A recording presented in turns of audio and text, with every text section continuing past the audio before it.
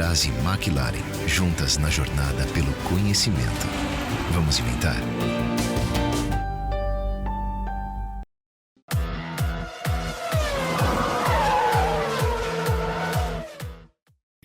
Muito boa noite, amigos do Grande Prêmio. Eu, Vitor Martins, sempre na sexta-feira à noite para alegrar a sua sexta-feira à noite. Sua sexta-feira à noite está um tédio. Vem aqui para o Grande Prêmio e veja esse GP às 10. É o que tem para o momento. Estava pensando aqui o que falar, já que essa semana já foi preenchida com os meus colegas de trabalho a respeito de tudo da Fórmula 1. Vi o carro que a Haas poderia colocar através da Hit Energy, a patrocinadora que resolveu pintar o próprio carro para o ano que vem, dando aquele cutucão na própria equipe, dizendo assim, meio que queremos assim a pintura, dona Haas. Mas eu acho que não tem muito o que falar a respeito disso. E aí eu comecei a lembrar de alguns assuntos do paddock, pensar em 2019, e acabei fazendo uma lista de 5 itens que eu gostaria que a Fórmula 1 mudasse e que poderia ser já adotado para o ano que vem.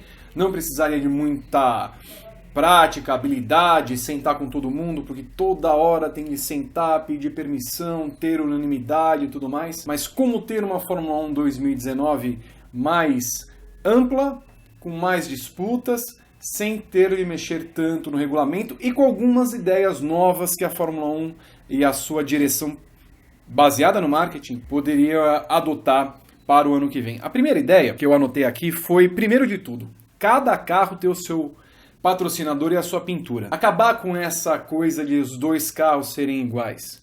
Cada carro, como na Indy, pode ter uma pintura diferente da outra. Isso também ajudaria num seguinte ponto. Digamos que a Vodka Finlândia patrocine Valtteri Bottas. Ela não ficaria muito feliz que a gloriosa Mercedes abrisse o rádio para falar assim, Bottas, libere a sua posição para Hamilton. Muito provavelmente a Vodka Finlândia reclamaria e tiraria o seu patrocínio do carro do finlandês.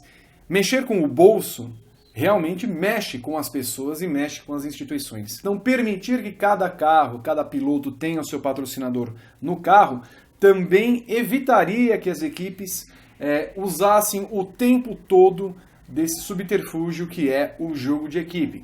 Cada carro, cada piloto tem de ter o seu destino na corrida. Não é justo, e ainda que Bottas seja um piloto amplamente submisso, ruim, até o Ross Brown hoje falou que Bottas foi um piloto que foi o defeito da Mercedes nesse ano. Isso permitiria que as equipes pensassem muito antes de usarem mão do jogo de equipe. Só em casos extremos seria interessante fazer isso. Tenho a impressão que isso mudaria um pouco a relação de forças dentro da própria equipe. Segundo ponto, já que nós vamos ter 21 provas no ano que vem, poderia haver uma forma do Liberty Media pensar em ter, até por uma divisão correta, né, do número 21, 3 provas. Seriam especiais de que forma? Primeiro, a primeira prova especial seria em Mônaco. O final de semana em Mônaco teria 2 corridas em vez de 1, como acontece na Fórmula 2. Uma corrida no sábado e outra corrida no domingo. O grid da corrida do domingo não seria invertido apenas com os 10 primeiros, mas inteiro. Então digamos que terminasse o nosso glorioso George Russell, que seria hoje o Sirotkin, né? Até 2008 seria o Sirotkin ou o Stroll. Terminasse em último. Ele largaria em primeiro na corrida do dia seguinte, tá? E aí você veria uma diferença brutal na corrida, porque imagina só o Hamilton. É claro, essa corrida deveria ter menos pontos que a corrida do sábado. Mas imagina só o Hamilton, Vettel, Ricardo ganhando a corrida do sábado. Não, o Ricardo não em 2019, mas o Verstappen ganhando a corrida em 2019, tendo de largar em último e os carros mais rápidos tendo de passar os carros mais lentos à frente. Pelo menos haveria alguma mudança. Lembro que a corrida de 2018, o Ricardo teve problema na volta 20.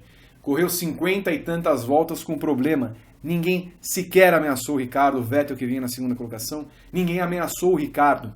Teve um momento que o pessoal do pelotão do fundo do grid, o Esteban Ocon, andava 4 segundos mais rápido que o pelotão da primeira colocação. Então, tentar alguma mudança para ver se pelo menos no GP de Mônaco tem algum atrativo. Mas assim, ter um final de semana diferente. O segundo final de semana diferente seria em relação à melhor corrida do ano anterior. A ter 2 corridas naquela que foi eleita a melhor corrida do ano anterior. Nos últimos anos tem acontecido com o GP do México.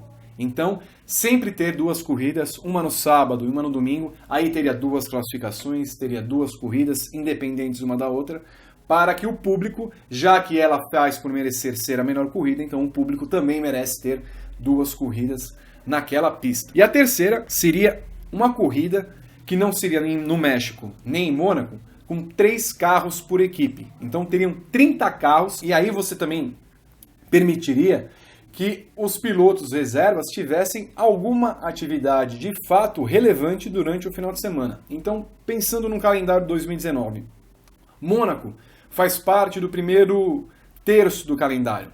O México faz parte do terceiro terço do calendário. Escolher uma segunda parte ali, digamos o GP da Bélgica, em que pudesse ter 3 carros, até pela condição que a pista dá, são 7 km, então ter 30 carros não atrapalharia no grid e faria de um GP da Bélgica fantástico ainda. Imagina ter o Esteban Ocon na Williams, o Sebastian Buemi na Red Bull, na Ferrari. A Ferrari precisaria pegar porque ela nunca tem um terceiro piloto de fato, então ter alguma coisa, algum atrativo para essa corrida que ficaria no segundo terço do campeonato. Sugestão GP da Bélgica, Spa-Francorchamps, com 30 carros. Meu terceiro item para uma Fórmula 1 melhor em 2019 seria eliminar todas as aletas e os penduricalhos que os carros têm. Carro limpinho. Aquela coisa de um aro agora com 3 fatias, 7 asinhas em cima da asa dianteira, aquela aleta do lado direito, uma subaleta, o cabelo do piloto também vira uma peça aerodinâmica. Esquece, deixa tudo como nascido.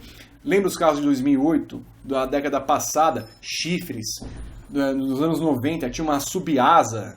Então, limpa, faz um carro que tenha um basicão, um produto básico, e aí cada equipe, cada chefe aerodinâmico tem de se virar para fazer um carro que corresponda a essas perdas aerodinâmicas que essas aletas e penduricalhos acabam gerando nos carros. O quarto ponto seria qual? Peraí. Eu não gosto muito da história de lastros. Mas se tiver que colocar, poderia ser uma solução. A cada 25 pontos, a cada vitória que o piloto conquistasse, por exemplo, colocaria um lastro de 5 kg no seu carro. O Hamilton teria um monte de lastro. Mas seria uma forma de tentar equilibrar a Fórmula 1A com a Fórmula 1B, que foi muito díspare nessa temporada. Eu não gosto de ver carros tomando uma volta, o 7º colocado tomando uma volta, como acabou acontecendo em várias corridas. Então, a colocação de lastros poderia ser uma medida paliativa, também não sou muito favorável, mas se é para o espetáculo ser um pouquinho melhor, ter também essa maleabilidade de colocar um regulamento que tenha colocação de peso para que os carros possam ir um pouquinho mais lentos e aproximar os carros da Fórmula 1B da Fórmula 1A. A quinta regra é uma regra que seria um pouquinho complexa, mas que poria todo mundo para trabalhar, principalmente a Pirelli, que é a fornecedora de pneus.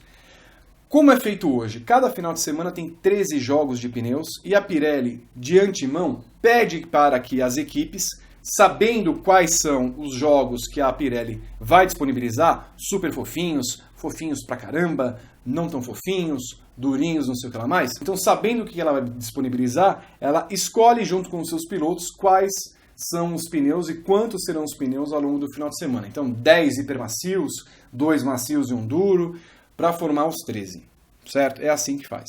Em vez de fazer isso, como todas as equipes e a Pirelli já tem dados suficientemente bons de todas as pistas do calendário, sabe como funciona cada tipo de pneu naquela pista, o que ela poderia fazer, e considerando que serão as mesmas pistas de 2018, fazer o seguinte: você multiplica 21 provas por 13 jogos, dá 273 jogos de pneus.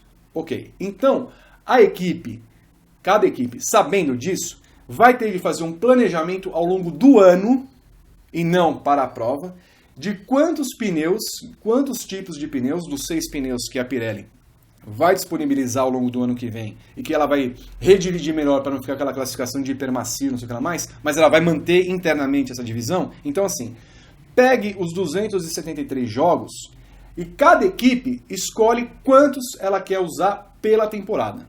Claro, você vai ter que ter um mínimo para usar um tipo de pneu e vai ter que ter um máximo para usar um outro tipo de pneu. Digamos, o jogo mínimo ao longo da temporada, o duro, mais duro que tem, que é o pneu laranja, é 10 jogos que ela vai ter que usar ao longo da temporada. O máximo, que pode ser, sei lá, o hiper macio, são 70 jogos por temporada. Então, o máximo de um jogo que ela pode escolher é 70, o mínimo de um jogo que ela pode escolher é 10. E dentre essa equalização, ela vai escolhendo qual pneu quer levar para cada prova da temporada. Então, digamos, o GP do México, vocês viram que houve um desgaste excessivo de pneus logo com 3 ou 4 voltas. Se a equipe quiser jogar lá para o México com um pneu mais duro, ela pode jogar, ela não tem problema nenhum. Só que ela tem de ter essa liberdade para escolher o pneu e não escolher um pneu determinado pela Pirelli para aquela corrida. Então, se ela quiser escolher um hipermacio, 10 duros e um médio, ou 2 médios, ok, é uma escolha dela que ela faz para aquela prova. Se vai andar mais lento, azar. Ela já tem os dados suficientes que ela colheu nos últimos anos para tomar essa decisão. Mas isso mexeria também um pouco com as estratégias das equipes, porque elas teriam de fazer planos para a temporada toda, afinal é um campeonato de 21 provas, então você mexe com as estratégias também na questão dos pneus e abre às equipes uma escolha muito mais ampla do que 3 tipos de pneus ao longo do final de semana. Você poderia escolher entre os seus pneus o que você poderia fazer ao longo do final de semana. Isso foi um pouquinho extenso, não é, Berton? Ainda bem que você vai no final de semana para as 500 milhas e espero só ver no domingo lá. Eu queria que vocês comentassem, queria que vocês dessem o seu like, queria que vocês vissem quais regras vocês colocariam, se vocês concordam ou discordam dessas regras. A do lastro é horrível? Ah, pode colocar aí, tudo bem, eu concordo. Não é lá, essas coisas. Mas comentem, vejam o que vocês acham, o que fazer da Fórmula 1 2019 melhor, tá bom? Compartilhem, inscrevam-se no canal, também atualizem aí o seu sininho, né, para você receber todos os vídeos do Grande Prêmio e principalmente tem agora um Quiz GP. Você consegue responder 20 perguntas certo? Vocês sabem a cidade onde o Raikkonen nasceu, por exemplo? Não vão se confundir? Então responda a essa e outras perguntas no nosso Quiz GP. O link está aí na tela para vocês aproveitarem, compartilharem e verem se vocês são mais experientes em automobilismo que os amigos de vocês, tá bom? Um grande abraço, nos vemos ao longo do final de semana e na semana que vem no Paddock GP. Tchau! Use é o seguro 100% online que você contrata sozinho. Mas se rolar qualquer dúvida, é só usar o aplicativo e falar com a gente a qualquer hora. Ouse escolher, Use é auto, é residencial, é vida. É seguro tipo você.